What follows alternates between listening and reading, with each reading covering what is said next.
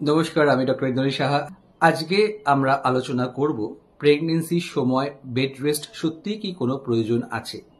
যখনই কোনো প্রেগনেন্ট মহিলা চেম্বারে এসে দেখা করেন, একটা প্রশ্ন সে অবশ্যই করবে, ডাক্তারবাবু আমি কি বেড রেস্টে থাকবো?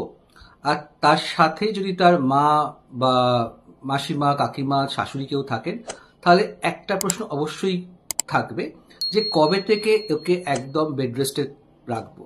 আমি ওকে বাড়ির কোনো কাজ করতেই দিই না। প্রশ্ন হচ্ছে যে বেড রেস্ট মানে কি? বেড রেস্ট মানে হচ্ছে সারাদিন শুয়ে থাকা। এবার একটা মেয়ে সারাদিনে কতক্ষণ শুয়ে থাকবে, কতদিন শুয়ে থাকবে, কত সপ্তাহ, কত মাস শুয়ে থাকবে, প্রেগনেন্সি তো তার 40 সপ্তাহ অবধি চলে, এবং এই যে তাকে বেড রেস্টে রাখা হচ্ছে, আদৌ কি তাতে তার কোনো লাভ হবে? এর উত্তর হচ্ছে, যদি প্রেগনেন্সিতে কোনো রকম কমপ্লিকেশনস না থাকে, যদি সেটা একদম আনকমপ্লিকেটেড প্রেগনেন্সি হয়, তাহলে বেড রেস্টের কোনো প্রয়োজন নেই। তে তার স্বাভাবিক কাজকর্ম, অফিস যাওয়া, বাড়ির কাজ সবকিছু করতে পারে। তাহলে আমরা বেড রেস্ট কখন বলি?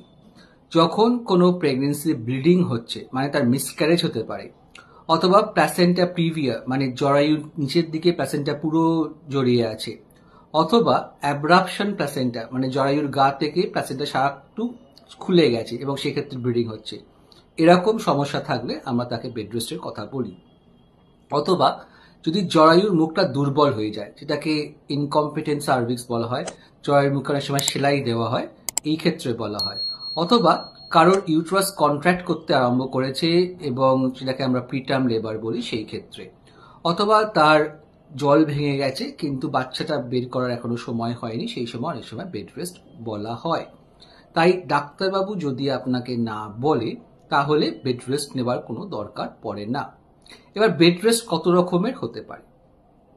একটা হচ্ছে অ্যাবসলিউট বেড রেস্ট, মানে আপনি সারাক্ষণ বিছানায় শুয়ে আছেন, কোনো কাজ করছেন না, আপনার প্রস্রাব পায়খানা সবই বেড প্যানে করা হচ্ছে, মানে একদম সারাদিন বিছানায় শুয়ে আছেন। এটা সাধারণত আমরা ইউজুয়ালি বলি না।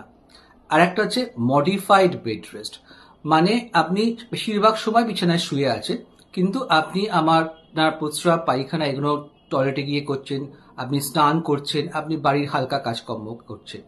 আর একটা হচ্ছে যে মডিফাইড অ্যাক্টিভিটি বা অ্যাক্টিভিটি রেস্ট্রিকশনস, মানে আপনি সব কাজই করছেন কিন্তু ভারী কাজ করছেন না, অনেকক্ষণ ধরে আপনি দাঁড়িয়ে থাকছেন না, বা যেগুলো করলে অসুবিধা হতে পারে সেই কাজগুলো করছেন না। সাধারণত আমরা এই অ্যাক্টিভিটি রেস্ট্রিকশনসের মধ্যেই রাখি। এবার প্রশ্ন হচ্ছে যে বেড রেস্ট কি একদম নিরাপদ? বেড রেস্ট করার কি কোনো রকম কমপ্লিকেশনস হয় না? বেড রেস্টে থাকলে কমপ্লিকেশনস হতেই পারে। যেটা প্রথমে হচ্ছে, সারাদিন আপনি কোনো কাজ করছেন না, সারাক্ষণ শুয়ে আছেন, তাহলে কনস্টিপেশন হতে পারে এবং হজমের অসুবিধা হতে পারে, অ্যাসিডিটি হতে পারে। সারাক্ষণ শুয়ে থাকলে ঘুম হয় না, তো ঘুমের গন্ডগোল হতে পারে। যদি কারোর বাড়িতে বাচ্চা থাকে বা কারোর হেল্পিং হ্যান্ড না থাকে, তার স্ট্রেস হয়, বাড়ির কাজটা কে করে দেবে, তার বাচ্চাকে কে দেখবে।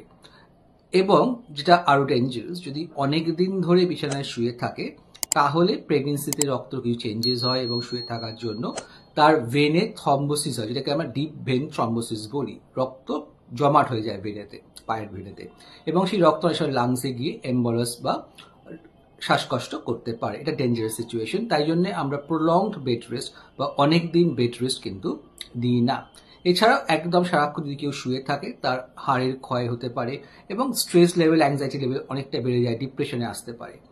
তাই জন্য যদি প্রশ্ন করা হয় যে প্রেগনেন্সির সময় বেড রেস্ট কি দরকার, প্রেগনেন্সির সময় বেড রেস্টের কোনো দরকার নেই, যদি না সেখানে কমপ্লিকেশনস হয় এবং আপনার ডাক্তারবাবু যদি আপনাকে বলে, তবেই আপনার বেড রেস্ট দরকার।